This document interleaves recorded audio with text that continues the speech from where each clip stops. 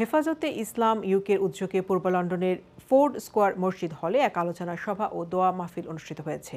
বৃহস্পতিবার আয়োজিত সভায় প্রধান অতিথি হিসেবে বক্তব্য রাখেন হেফাজতে ইসলাম বাংলাদেশের সিনিয়র যুগ্ম মহাসচিব মাওলানা জুনায়েদ আল হাবিব।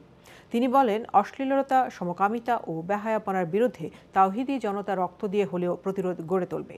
সভায় সভাপতিত্ব করেন হেফাজতে ইসলাম ইউকের সভাপতি শাইখুল হাদিস মুফতি আব্দুর রহমান মনোহরপুরী। যৌথভাবে সঞ্চালনা করেন মাওলানা গোলাম কিবরিয়া, মাওলানা সৈয়দ তামিম আহমেদ ও মুফতি সালেহ আহমেদ।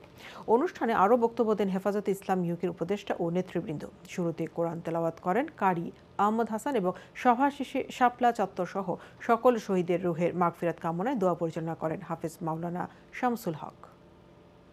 ইউকে কর্তৃক আয়োজিত আজকে এখানে একটি আলোচনা সভা ও দোয়ার মাহফিল ছিল।